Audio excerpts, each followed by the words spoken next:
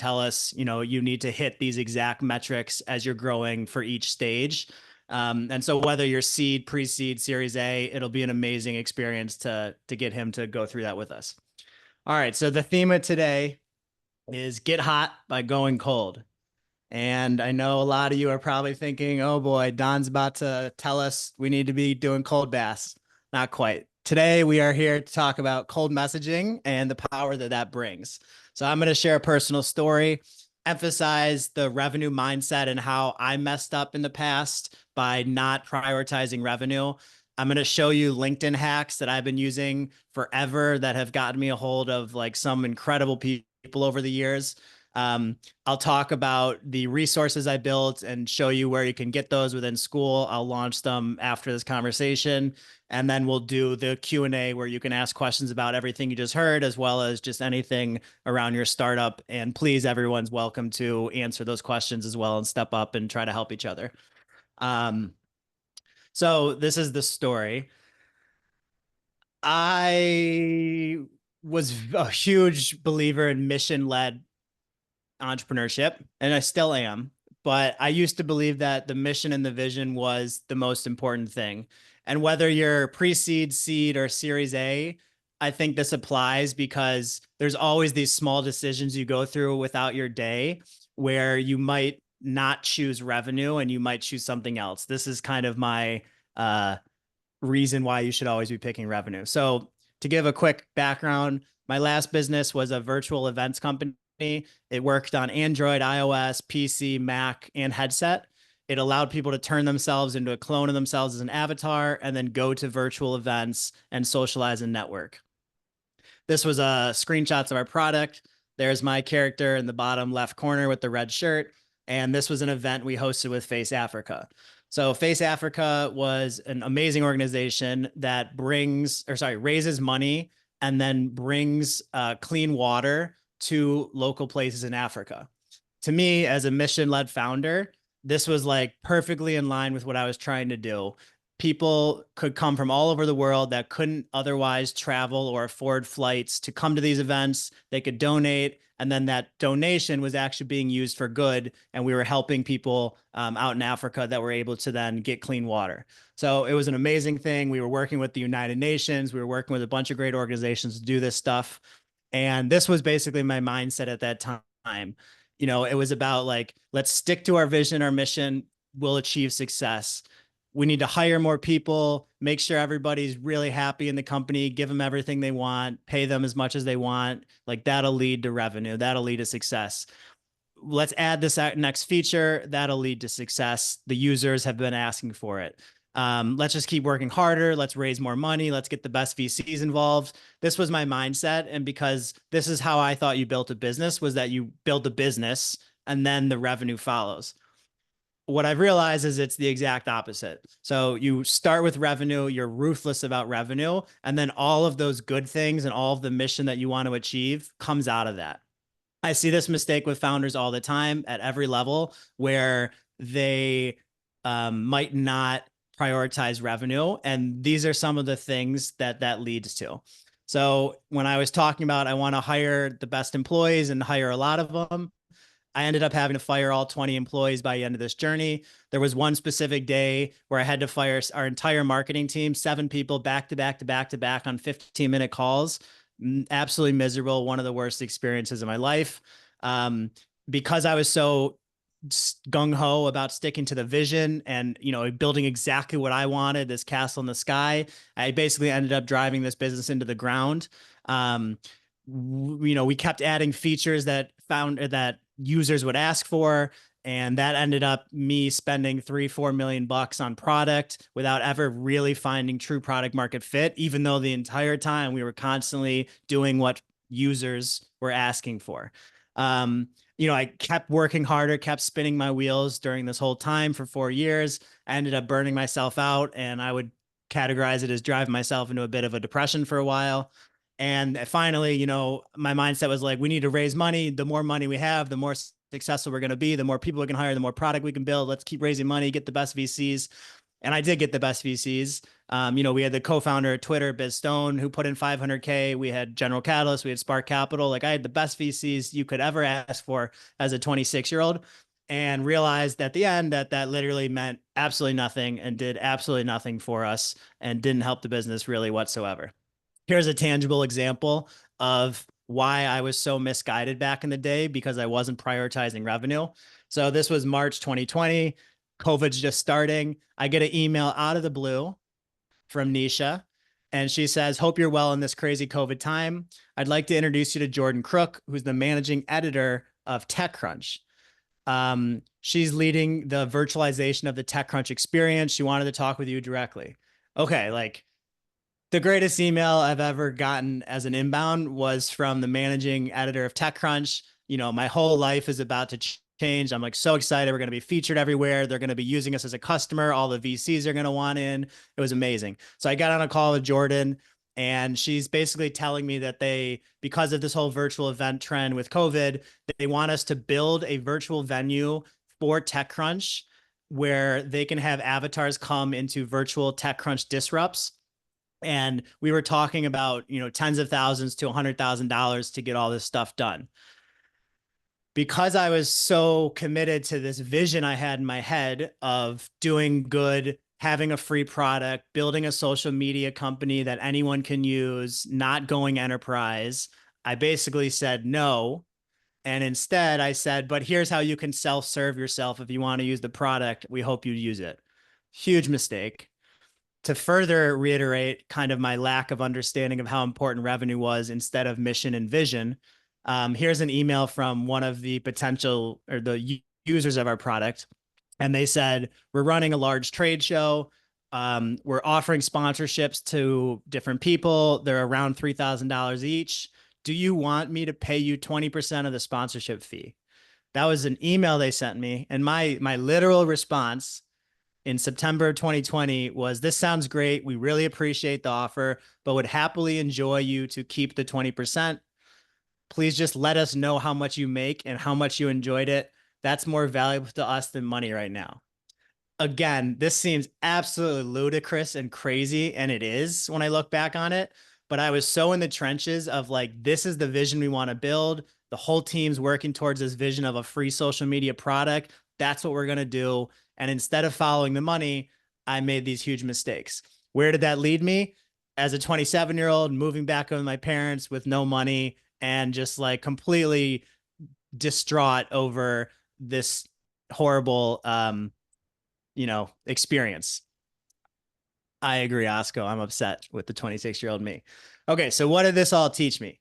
I really wanted to help people. I still want to help people. Like I still wanted to help organizations like Face Africa. To me, that is the most important thing of why you do businesses. However, what I learned was that you can only help people in the short term. You can't help them in the long term if you're not having a commercially viable business and you're not aggressively and ruthlessly following the money. So the only way that you can actually achieve the dream that you want is by, over the long term, generating revenue and making it a sustainable business. And so this has become my new mindset, where it's revenue over everything, and you have to have zero shame. Zero shame is not just the key to revenue, it's the key to cold messaging. It's the key to a lot of stuff when it comes to building a business. So I refer to business development as conversational networking, but it's essentially cold outreach, and it's just spam, more or less. So in the past, I found my co-founder through cold messaging and conversational networking.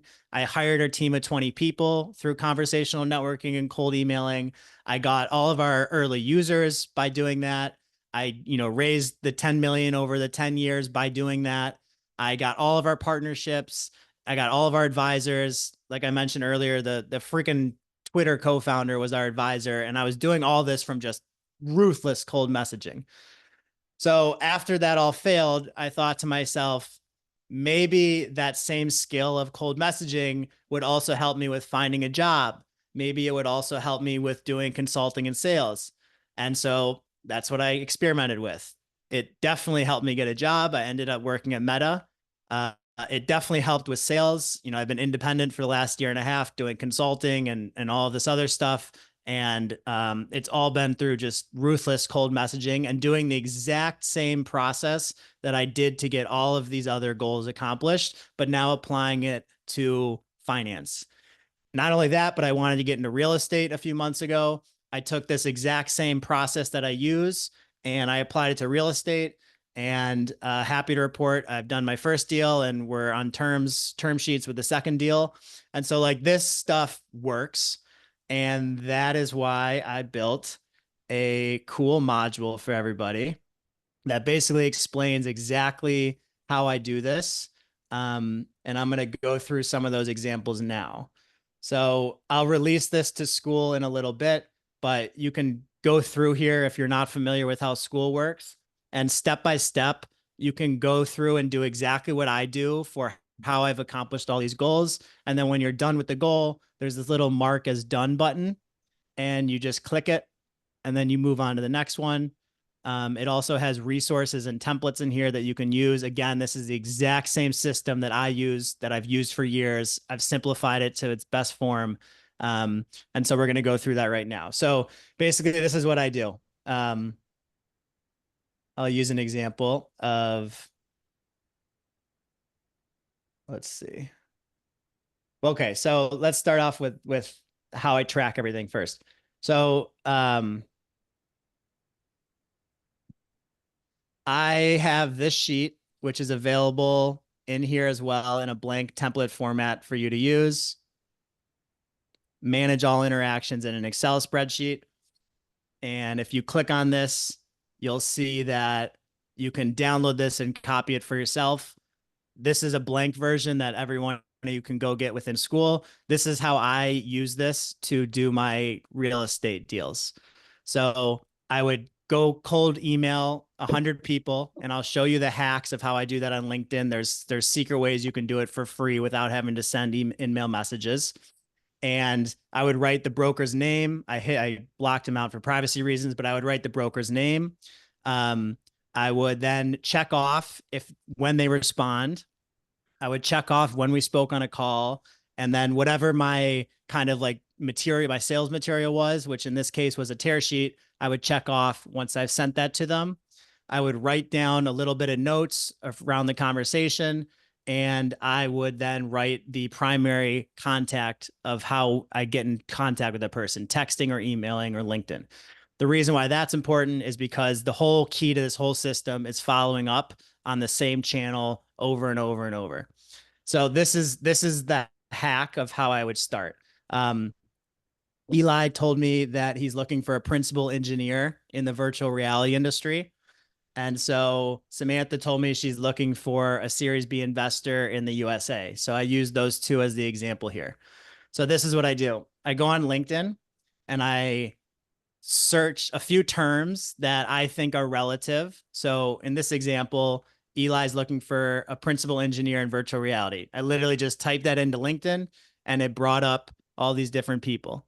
Then this is the kind of hack that I've discovered that works really well. So you'll see there's different options here. Some are connect, some are follow, some are message. There's 3 different versions that LinkedIn gives you. And according to what that profile sets, this is all available on this one screen. So we have a connect here, a connect here, a connect here, a connect here, a connect here. What I literally do is I click connect, and then it says send with a note or send without a note. I click add a note, and then you now have up to 300 characters that you can cold email up to 250 people per week that are searchable by exactly what you're looking for in a list format where you can just go down one at a time and send these messages. And so that's what I'll do. So, hey, looking for XYZ, blah, blah, blah. I'll copy and paste it, and then I'll click send, and I'll go to the next person, and I'll go to the next person, and I'll go to the next person. And I sit here for an hour or 2 hours, depending how I'm going to do it. And I just send 100 to 200 messages as many weeks as I can in a row. There's 2 things I look for. again, this is all in this module here, but when someone responds, sorry, there's two things I look for. Either they accept my connect but does not respond, in which case I get a notification on LinkedIn, or they accept my connect and they do respond. So if they accept my connection and they do not respond, then what I'll do is I'll take the link to their profile and I'll go to my sheet and I'll put their name there. I'll write their name. And I don't check this off yet. However, it's in my sheet because now what that enabled me to do, once they accept you on LinkedIn, is you can go to the messages. And now because they're a friend request of yours, you can begin to follow up. So, if I just send this message once and they don't accept my request and they don't respond, then that's pretty much it. I have no other way to contact them unless I pay for some sort of in-mail messaging. But if they do accept it and don't respond, then I know the door for following up every single Monday is now open. And literally, this is what I do. I have a screenshot in here of one of the messages to the real estate brokers. June 6th, checking in. June 17th, morning, Tom, blah, blah, blah. June 20th, do you source loans? June 24th, hey, do you have any deals for me? July, I will just do this to everyone that is on this sheet until they either block me, tell me to stop, or respond with interest. And the way that I keep this all tracked is I have in this sheet, which also you all have access to, a way where like literally I have each day I want to send 25 cold messages. So I come in here, I send 25 cold messages. I check it off. Next day, 25 cold messages, check it off. Day 3, 25 cold messages, check it off, check it off, check it off. And then on the 6th day, which is the following Monday, I follow up with anyone who seems semi-engaged, which means anyone that made this list here, whether they responded or accepted my friend request, is going to get a follow-up. And I make sure to literally just go through this list, click their name, open their profile, send a follow-up message to everyone on this list, and then check that off. And I will do this for 25 straight days. That's around the magic number I've found, to where once you've done something like this with this much focused outreach effort for 25 straight days, 100% of the time that I've done this, I've gotten what I needed by the end of it. It takes a lot of effort. So all of this is available in school as soon as we get off this call.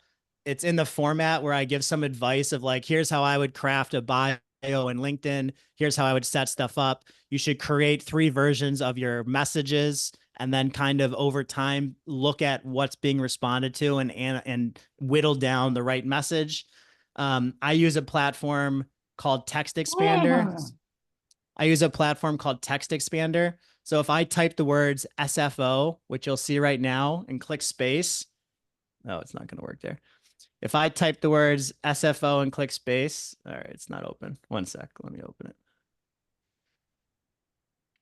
When I type the words SFO and click space, it'll automatically replace that shortcut with one of my cold messages here. And as you can see in my text expander, I have SFO cold 1, SFO cold 2, SFO short. I basically have different cold messages that I'm constantly experimenting with over time so that I can see what works. And then I whittle that down into who's responded to it, which message is it, and then that's the one that I go forward with. And for the next 25 days, I'll keep sending that message. So this entire strategy is in here. I can't emphasize enough how important it is to do this stuff. Like going back to the Series B investor in the USA, LinkedIn's incredible. You can come in here and search, I want to only meet Series B investors in California. It filters all this. Now, Alex is not going to work for us because he has a follow icon, but Mike would work for us, who is a Series B investor, at least according to his LinkedIn. Amen, also a Series B investor. You kind of get a feel for what partner at Index Ventures, Demir. So literally, I would just send a message, "Hey, Demir, would love to chat," and send it off. And then as soon as I've done that to the point where LinkedIn tells me that I've hit my limit, I go into here and I check off the day. Um, Final thing I'll say, and then I'll stop here and open it up for questions and thoughts. There's two ways I do this. I've found it kind of as a matter of how you prefer to work. Each founder is different. So option one is you break them up into 25 per day, and then you section off an hour in the morning or at night, whenever you want to do it. And um, then you do 25 in a day. The way that I do it, because I like to do stuff for like 3, 4, 5 hours in a row and then not have to think about it for the rest of the week, is I'll literally try to hit my cold or my message limit, which is 250 per week on LinkedIn, in a single day. And so I'll section off all of Monday, and I'll just sit there and I'll just literally sit there, paste, connect, copy, paste, connect, and go through all of this. And I'll tailor the messages a little bit if I see someone who's really interesting. And that's why I think this has an advantage over a lot of those automated outreach things, which also, by the way, can get you kicked off LinkedIn because they're looking for that stuff. All right. So with that, I will stop.